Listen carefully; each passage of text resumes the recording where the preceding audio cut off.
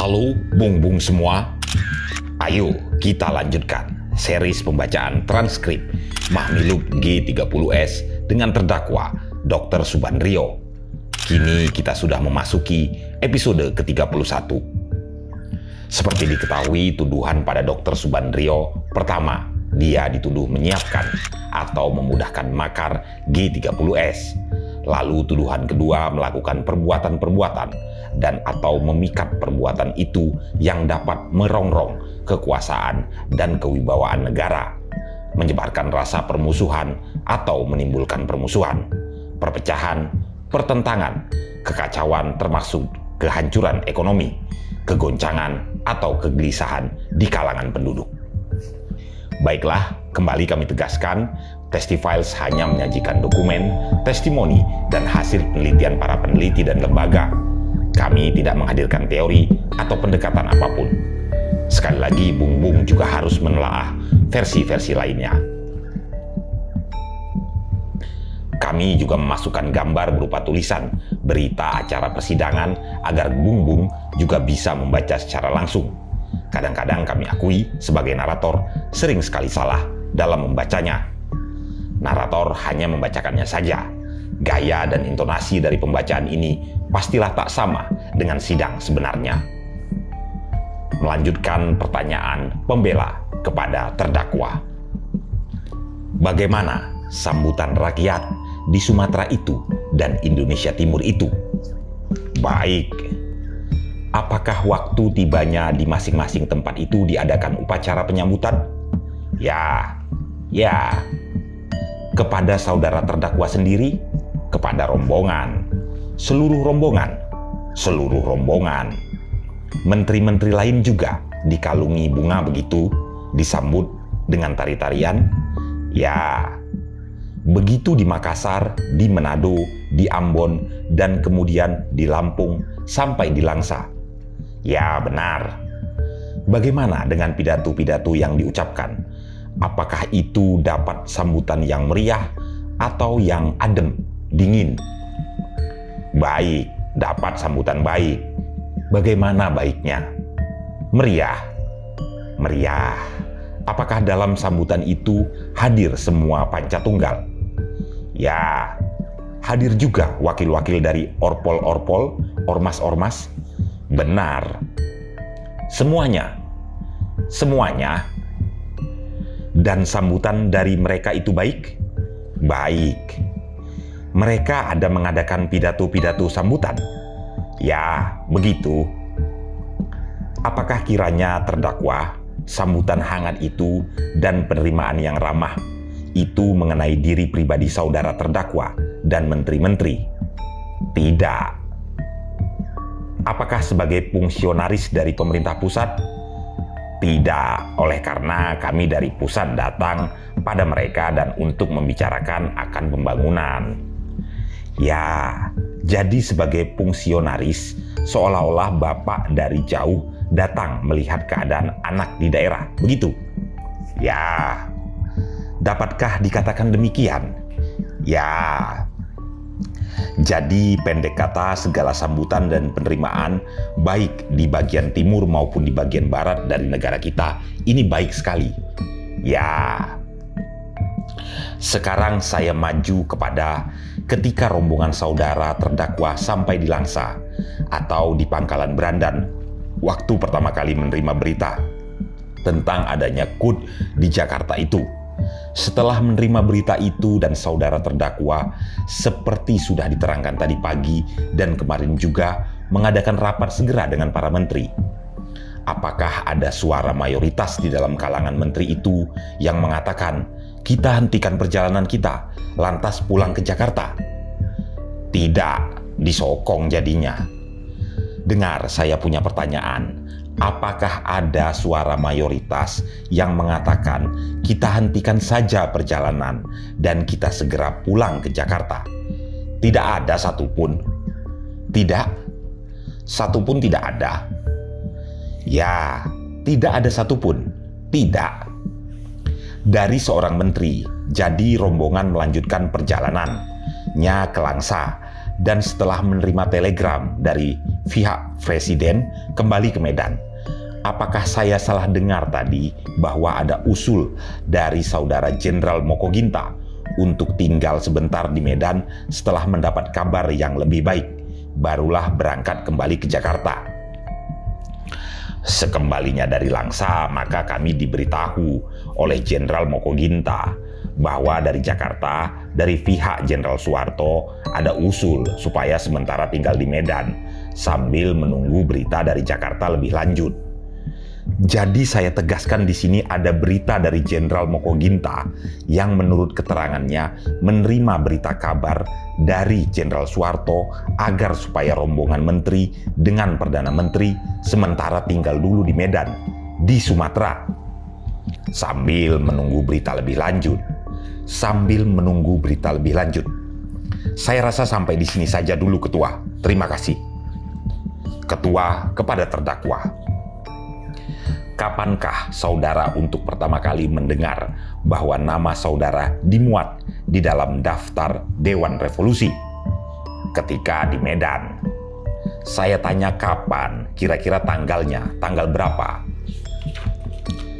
Sekembalinya dari Langsa. Tanggal berapa itu? Mendengar berita tanggal 1 di Pangkalan Berandan, bukan? Ya. Lalu melanjutkan. Itu tanggal berapa melanjutkan? Tanggal 2 saya rasa. 2, ya. Lalu kembali ke Medan tanggal 2 itu pula. Kembalinya ke Medan. Tanggal 2. Tanggal 2 itu juga. Jadi tanggal 2 itulah mendengar bahwa nama saudara dicantumkan di dalam daftar Dewan Revolusi. Dari siapa saudara dengar? Tidak persis dari suara-suara itu bahwa nama saya juga disebut. Tidak daftar, tidak dalam pembicaraan itu. Pembicaraan pada suatu rapat, pada suatu pertemuan? Ya, pertemuan. Di mana? Tidak pertemuan, tapi kita berduduk. Di mana? Di Medan. Di mana? Di Medan, di Gubernuran. Di Gubernuran. Di situ disebut bahwa antara lain namanya Dr. Leimena dan saya disebut. Apakah benar bahwa saudara pada waktu itu sebenarnya mendengarkan dari Kolonel Dan Anwar yang membawa laporan dari Jakarta? Saya tidak begitu ingat. Setelah saudara mendengar bahwa nama saudara dimuat di dalam daftar Dewan Revolusi, apa reaksi saudara pertama yang saudara miliki waktu itu? Reaksi pertama bahwa saya katakan pada kawan-kawannya, kan kita sudah menyatakan bahwa kita tidak demisioner. Jadi di Langsa itu ketika disebut bahwa kabinet itu demisioner, di situ kami kumpulkan para menteri. Di Langsa itu? Ya, di Langsa, kabinet demisioner. Yang kami tanyakan setelah saudara mendengar dan mengetahui bahwa nama saudara dimuat di dalam daftar Dewan Revolusi, that is dus sesudah dari Langsa dan pada waktu itu di Medan. Setelah saudara mendengar, apakah reaksi saudara yang pertama-tama? Jadi reaksi kami bahwa kami tidak masuk, tidak tahu menau dalam apa yang dinyatakan. Ya, dinyatakan dalam pertemuan itu, ya saya tidak tahu menau tentang ini. Maka dari itu kita juga sudah memutuskan bahwa kabinet tidak demisioner. Apakah pernyataan saudara itu kemudian diumumkan sebagai statement? Tidak. Melihat kepada kenyataan bahwa mengenai daftar Dewan Revolusi ini diumumkan melalui RRI secara resmi disiarkan. Tidak. Katakanlah ke seluruh jagat raya ini. Tidak. Jadi itu tidak. Hanya di dalam pertemuan itu dinyatakan bahwa sebenarnya saya tidak mengetahui. Apakah yang mendorong saudara untuk tidak mengumumkan ini secara luas? Untuk mengimbangi kenyataan bahwa itu telah disiarkan secara luas. Oleh karena kami menunggu statement dari Dr. Leimena. Dr. Leimena yang dekat di sini, kalau itu nanti timbul kami juga tidak. Kami juga mengumumkannya. kalau Dr. Lemena oleh salah satu alasan yang diketahui di Jakarta tidak perlu diumumkan. Kami juga tidak. Apakah pendirian saudara harus digantungkan pada pendirian Dr. Lemena? Saya rasa tidak di dalam hal ini. Bagaimana? Apakah pendirian terhadap persoalan ini saudara harus menggantungkan diri kepada pendirian Dr. Lemena yang ada di Jakarta? Jadi kami mengetahui tentu Dr. Lemena tidak menerimanya. Akan tetapi apakah ini harus diumumkan atau tidak? Beliau dekat pada presiden, jadi tahu keadaan. Kalau beliau mengumumkan, saya juga mengumumkan. Dalam hal ini mengapa saudara harus menggantungkan diri kepada persoalan di Jakarta, dalam arti kata dengan presiden dan sebagainya? Ya, kita anggota presidium, jadi apakah perlu? Di dalam rangka pemuatan nama ini saya rasa sebelumnya pun tidak dimintakan izin presidium. Toh mereka asal saja menyebut nama ini. Ya, ada hak dari saudara sepenuhnya menurut pendapat saya. Ya, untuk menolak dan atau menerima soal ini. Tidak dengan sendirinya, tidak perlu kami gantungkan kepada pendirian orang lain. Jadi kami, apalagi kalau pendirian itu tadi masih dikatakan bagaimana pendapat Dr. Lemena yang dekat pada presiden. Saya rasa nama presiden pun malah tidak dimuat. Jadi di dalam menyusun daftar ini, apakah anggota presidium itu bijaksana mengadakan salah satu pengumuman berhubungan dengan ini atau tidak? Dalam rangka pemuatan nama saudara tidak disebutkan sebagai warga presidium atau anggota presidium. Nama Dr. Subandrio yang dimuat. Betul, jadi kami pada itu waktu pertimbangkan itu bahwa kami ingin menunggu bagaimana reaksi Dr. Lemena dalam pengumumannya tadi. Jadi mengapa tidak menunggu pertimbangan bagaimana apabila sana tidak mendebat, kita tidak mendebat begitu? Artinya kalau Jakarta tidak menolak, ya saya juga tidak akan menolak. Jadi tidaklah. Konsekuensinya kalau menunggu Jakarta rasanya kan begitu. Tidak. Jadi dalam pengumuman oleh karena mengenai penolakan itu semua sudah tahu. Kami juga pada kawan. Kita juga. Bagaimana saudara tahu kalau Pak Lemena akan menolak? Iya, ya dugaan saya. Kami mintakan kesan yang benar saja, jangan persoalan ahli nujum dan sebagainya itu di lain tempat saja, mengenai dugaan dan pemikiran. Baiklah, ingatkah saudara pada akhir bulan Oktober menerima laporan atau mendengar dari Ajun Komisaris Besar Polisi Dr. Andes Susanto mengenai dalam persoalan G30S? Masih ingat itu? Masih ingat? Di mana itu dilakukan? Waktunya jadi lebih dekat pada pertengahan November daripada akhir Oktober. Jadi lebih dekat pada pertengahan November. Oh, pertengahan November. Pertengahan November daripada akhir Oktober begitu. Di mana itu didengar? Apakah di dalam rangka mengadakan laporan ataukah sambil iseng-iseng cerita? Kami berada di Megamendung? Ya, di Megamendung. Tetapi sudahnya itu di dalam surat tuduhan itu dikoreksi di Pangabetah. Dan kami kira Pangabetah itu lebih benar daripada Megamendung.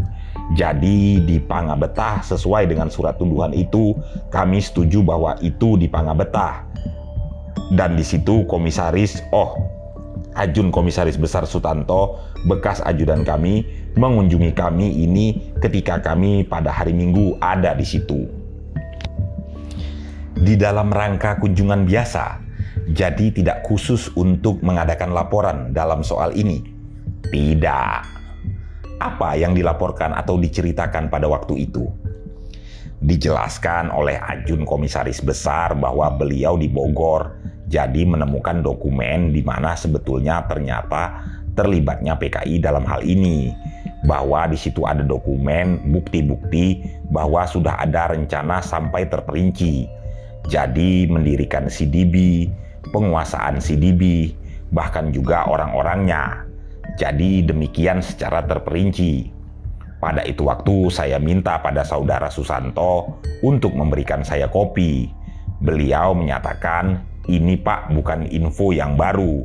Ini sudah dimasak dalam rapat dinas polisi di Bandung dan berkasnya sudah dikirim ke Jakarta.